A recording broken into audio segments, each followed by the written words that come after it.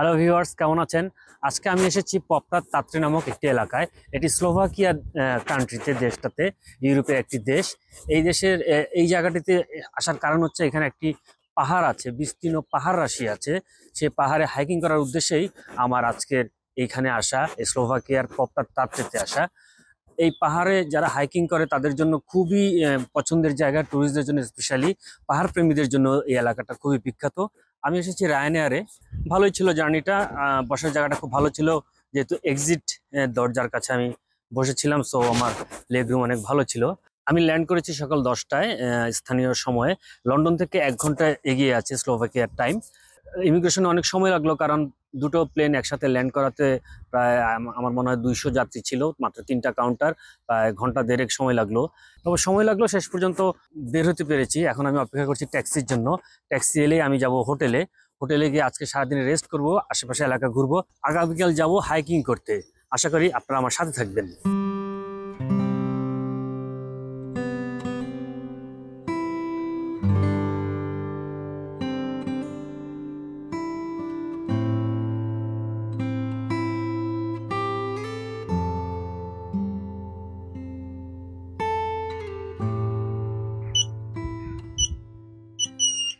এই হোস্টেলে 8টা থেকে 11টা পর্যন্ত হচ্ছে আপনার রিসেপশনে লোকজন থাকে।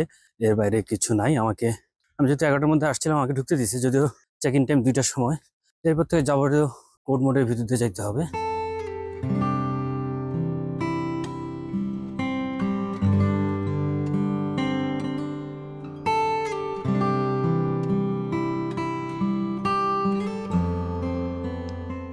আমার রুমটা হচ্ছে একদম উপরে, 3 তলায়, 4 নম্বর রুম। এবার আর ডরমিটরি নিইনি, পুরো একটা সুইচ নিয়েছি। দরজার পাশেই ঢুকতে নিচে মাইক্রোওয়েভ এবং একটা ছোট ফ্রিজার রাখা আছে। এখানে কিছু কাটলারিজ রাখা আছে, কেটেল। এখান থেকেও ভিউটা বেশ সুন্দর দেখা যাচ্ছে। আমার সবচেয়ে পছন্দ হয়েছে বাথরুম, খুবই পরিষ্কার পরিচ্ছন্ন। ওয়াও! বাথরুম, এটা গোসলখানা। বাথরুমের এটাও খোলা যায়।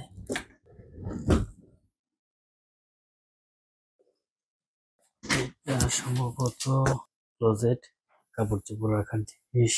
এটা মনে হয় কম্পিউটার না, টিভি। এটা হচ্ছে আমার থাকার জায়গা আগামী 4 দিনের জন্য পপার রাত্রে স্লোভাকিয়াতে। এখানে আমি থাকবো। Booking.com থেকে আমি এই বাসাটা নিয়েছি, বা ডরমিটরি বা হোস্টেল যেটাই বলি না কেন। 128 পাউন্ডের নিল 4 রাতের জন্য। আমি আসলে ডরমিটরি খুঁজছিলাম, কিন্তু ডরমিটরি হাইকিং এর জন্য যেসব জায়গা আছে এগুলো এত দূরে। তো একদিন হাইকিং করার পর আবার ওই পাহাড়ের কোলে থাকা, শহর অনেক দূরে। তো শহরের মধ্যে দেখলাম এটাই, এখানে কোনো ডরমিটরি নাই। তো 128 পাউন্ড আমার ডরমিটরিতে এরকমই খরচ পড়তো। তো একা থাকার জন্য আমি এটা নিলাম। দেখলেন বাসাটা কত সুন্দর, থাকার জায়গাটা। তো আপাতত 4 দিন এখানে আছি। এখান থেকেই বিভিন্ন জায়গায় যাব আপনাদের সাথে নিয়ে। 2 ঘন্টা ঘুমিয়ে তারপরে বাইরে বের হলাম শহর দেখতে। সকালে ভোর 6টায় ছিল ফ্লাইট। এই ভোর 6টার ফ্লাইট নেওয়ার কারণ হচ্ছে কি, তাতে ফ্লাইট প্রাইসটা খুব চিপ হয়। সেক্ষেত্রে সমস্যা যেটা হয়, 3টা 4টার দিকে এয়ারপোর্টে যেতে হয়, মানে ওই দিন রাতে আর ঘুম হয় না। তো সকালবেলা এসে হোস্টেলে উঠে একটু না ঘুমাইলে এই 24 ঘন্টার পর আর কতক্ষণ জেগে থাকা যায়। এর জন্য ঘুমালাম। এখন আমি শহর দেখতে বেরোইছি, কিছু খাই নাই, সেটা খাবো। আর আজকের দিনটি ভাবে শহর ঘোরাফেরা করেই কাটিয়ে দেবো, আশেপাশে কি আছে দেখার জন্য। তারপর আগামীকাল সকালে হাইকিং এ যাচ্ছি।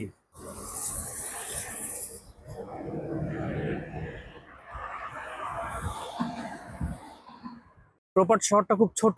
অনলাইনে আমি এই শহর সম্পর্কে খুঁজতে গিয়ে খুব বেশি কিছু পাইলাম না। 4টা মাউন্টেনে হাইকিং করা ছাড়া এই শহরের আসলে উল্লেখযোগ্য তেমন কিছু আমি পাইনি। তবে সুন্দর সুন্দর চার্চ আছে, খোলা চত্বর আছে, আর ওই যে দূরে দেখা যাচ্ছে 4টা মাউন্টেন। এখনো মনে হয় দোকানপাট ঠিক জমে ওঠে নাই, চেয়ার টেবিল এখনো সাজানো হচ্ছে। বিল্ডিংটা সুন্দর দেখতে। আমি এখন কোন জায়গায় আসছি আমি নিজে বলতে পারি না, কিন্তু market area, coffee shop, restaurant, খোলামেলা চত্বর।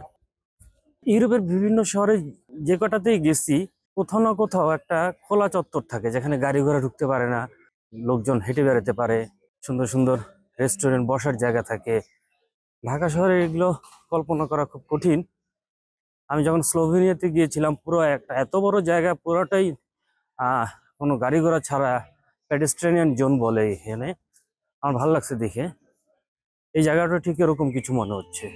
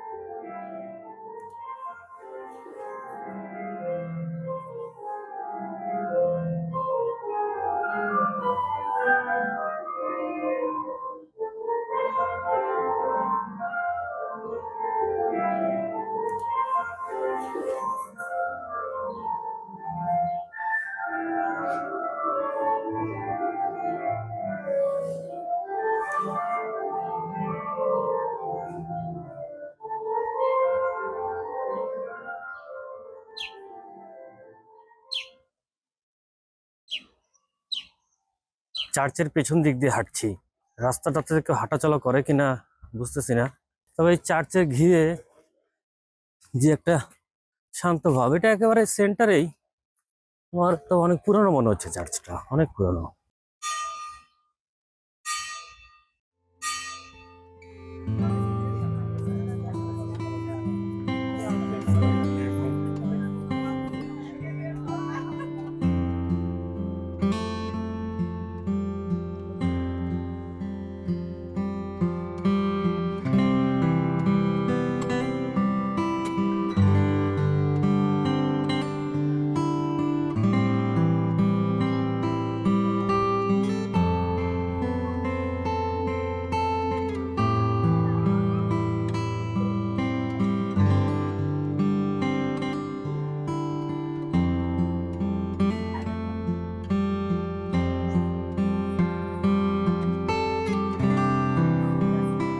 কারা কারা আছেন এর পুরোটা দিলেই খেতে পারবেন।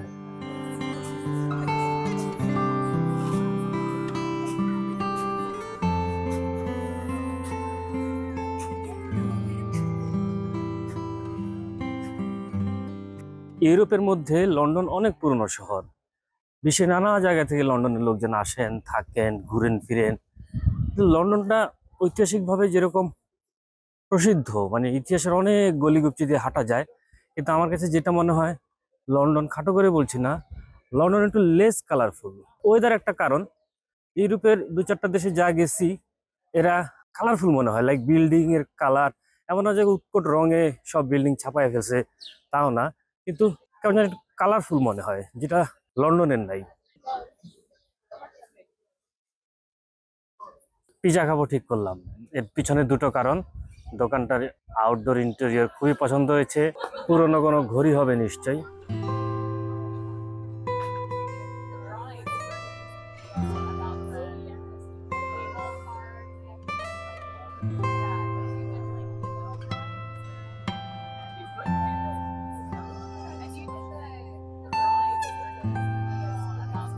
খেতে বসলাম, একটা পিৎজা অর্ডার দিলাম, মার্গারিটা পিৎজা।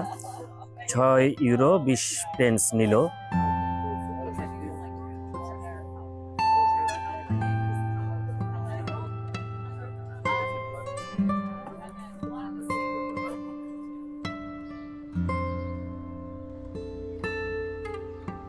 পিজা খেয়ে পেট একদম ভর্তি। খাওয়া দাওয়া শেষ করে আবার হাঁটতে বের হইলাম। আগামীকাল যে জায়গায় যাব, যে পাহাড়ে উঠবো, তার এক ঝলক আপনাদেরকে দেখাই। খালি চোখে অনেক ভালো দেখা যাচ্ছিল, কিন্তু ক্যামেরায় দেখা যাচ্ছে না। ওই যে দূরে একটা পাহাড় দেখা যাচ্ছে, অনেক দূরে দেখা গেল, এটা খুব আসলে কাছে। সেই পাহাড়ে আগামীকাল যাচ্ছি। ওই যে দূরে পাহাড় দেখা যাচ্ছে, হাই তাত্রা। এত ছোট শহর, লোকজন একদমই নাই। এতক্ষণ ধরে হাঁটলাম, সিটি সেন্টারে আছি, দোকানপাটও দেখি বন্ধ। এটা মানে কি সিটি সেন্টার আমি বুঝলাম না।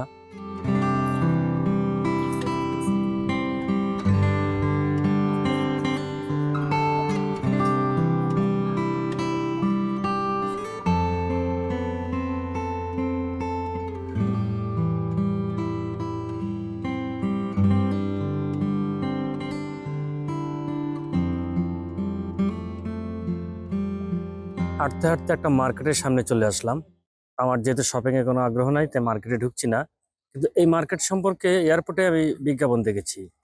এটা হচ্ছে পপ আর্ট তাত্রের মিউজিয়াম। মাফ করবেন, মিউজিয়াম নিয়ে আমার কোনো আগ্রহ নাই। দূর থেকে বিল্ডিংটা দেখে নিন, ভিতরে যাওয়া যাবে না।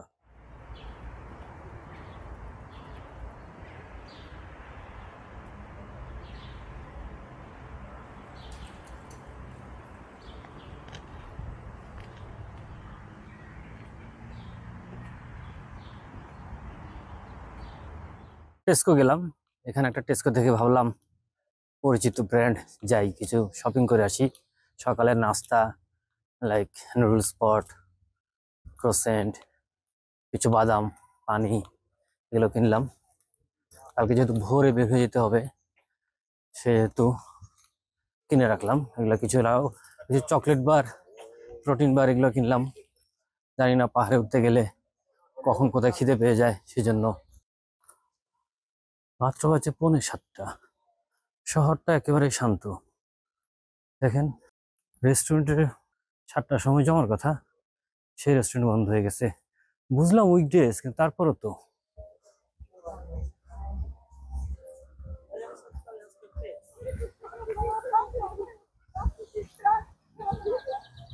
সিটি সেন্টার এত নীরব, লোকজন এত কম, খুব একটা ভালো লাগলো না ঘুরে। তা তো নিরিবিলি জায়গায় যখন ঘুরতেই হবে, ভাবলাম দূর থেকে যে পাহাড়টা দেখা যাচ্ছিল, সেটার কাছে গেলে কেমন হয়। সেজন্য লোকাল আবাসিক এরিয়ার মাঝখান দিয়ে হেঁটে পাহাড়ের কাছাকাছি যাওয়ার চেষ্টা করছি। মানে এটা কি অর্গানিক, নাকি এরকমই কোনো কিছু ছিল যেটার একটু মডিফাই করে এরকম রূপ দেওয়া হলো, নাকি এটা আসলেই কোনো ভাস্কর্য, ঠিক বুঝতে পারছি না। কিন্তু খারাপ না জিনিসটা। ওই যে দূরে আরেকটা দেখতেছি, এটা কি পেঁচার মুখ কিনা জানি না, ভালোই লাগছে দেখতে। রাস্তার পাশে একটা মুরাল দেখলাম, এটা কি মুরালই বোধ হয়। আমার খুব ভালো লাগলো। আমি দেখাই, বাংলাদেশের মুরালগুলা, ভাস্কর্যগুলার কোনো এক্সপ্রেশন পাই না, কিন্তু এই ওয়েস্টে যে কোনো ভাস্কর্যের মধ্যে এক্সপ্রেশন থাকে। মুরালটা দেখাই। এই মুরালটার মানেটা আমি বুঝতেছি না, কিন্তু যা মানে হচ্ছে যে যুদ্ধ ফেরত সৈনিকদেরকে গ্রামের সবাই মিলে সাদর সম্ভাষণ জানাচ্ছে, হয়তোবা, বা কোনো একটা যুদ্ধ জয়ের আনন্দ উল্লাসের একটা চিত্র হতে পারে। বাবা, তবে ভালোই লাগছে। তাত্রান্সকা গ্যালারিয়া, এটা একটা মিউজিয়াম। এটাও আমি অনলাইনে খুঁজে পেয়েছিলাম, কিন্তু এসব গ্যালারি মিউজিয়াম নিয়ে আমার যেহেতু আগ্রহ নেই, তাই এখানেও যাওয়া হবে না।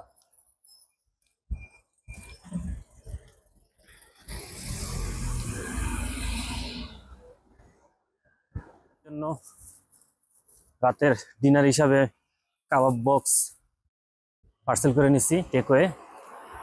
4.5 ইউরো রাখলো। খেয়ে দেখি, দেখতে তো ভালোই লাগছে, খাইতে নিশ্চয়ই ভালো লাগবে। স্লোভাকিয়ায় কাবাব কেমন খেয়ে বলবো না আপনাদেরকে। আর ওই যে দূরে আমি আমার হোটেলের কাছাকাছি চলে আসছি। আমি হোটেলে এখনো ঢুকবো না, আরো পরে যাব। কিন্তু আমার হোটেলটা যে এই মাউন্টেনে একদম কোল ঘেঁষে, মানে পাদদেশে বা কোলে, হোয়াটএভার, সেটা খেয়াল করি নাই। দেখেন, ওই যে দূরে দেখা যাচ্ছে ত্রিভুজাকৃতির ছাদ, সেটাই হচ্ছে আমার হোস্টেল।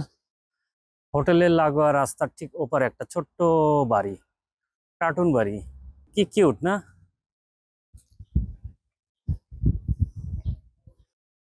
ওই যে দূরে পর্বতরাজি, তাত্রা মাউন্টেন। এই শহরে আসার আগে ইউটিউবে অনলাইনে খোঁজ খবর নিলাম যে এখানকার পাবলিক ট্রান্সপোর্টটা কেমন, মানে বাস ট্রেন কি অবস্থা। তখন একটা রেল স্টেশনে কথা বললো, পোপার তাত্রে রেল স্টেশন। এখন এই পোপার তাত্রে রেল স্টেশন কোথায় এটা খুঁজবো খুঁজবো ভেবে ভুলে গেছি। এখন এই পাহাড়ের কাছাকাছি আসতে দেখলাম আমার হোটেলের ঠিক পিছনেই। আক্ষরিক অর্থে 1 মিনিট লাগলো হেঁটে আসতে।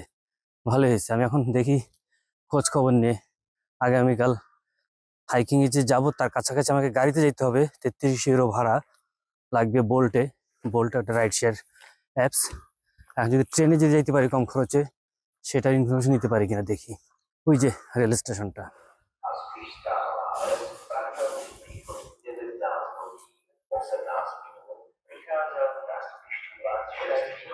Stoi prin nástupišti do Tranských elektrických železnic Guľaj 1.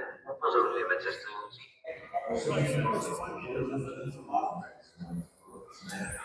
কি যে ভালো লাগতেছে, মানে কি আপনার যদি কেউ অনেকগুলো টাকা সেভ করে দেয় তাহলে কি ভালো লাগবে। আমি মোটামুটি নিশ্চিত ছিলাম যে সকালবেলা উঠে বোল্ট ডেকে 33 ইউরো দিয়ে চলে যাব যে জায়গায়। এখন ট্রেন স্টেশনে খুঁজে পেয়ে জিজ্ঞেস করলাম যে আমি কাঙ্ক্ষিত যে স্টেশনে যাব হাইকিং করার জন্য, প্রথমে যে জায়গাটাতে যাব সেখানে যেতে মাত্র 2 ইউরো টিকিট নিল। মানে আমার 31 ইউরো সেভ। ভালো লাগতেছে। দিনের শুরুটা অন্তত অনেকগুলো, মানে আমি খুঁজে পাচ্ছিলাম না। আমি আসলে কোথাও গেলে অত বেশি খোঁজাখুঁজিও করি না, গেলে তো হবে এই চিন্তা করে। তো পাই গেলাম, that's good feeling, thank you. আর আমার মনে হয় না আজকে আর কিছু ঘোরাঘুরি করব। আমি হোটেলে গিয়ে ফ্রেশ হয়ে একটু ঘুমাবো আগে আগে। কালকে সকাল থেকে শুরু হবে আমার রিয়েল অ্যাডভেঞ্চার। ততক্ষণ ভালো থাকবেন, দেখা হবে।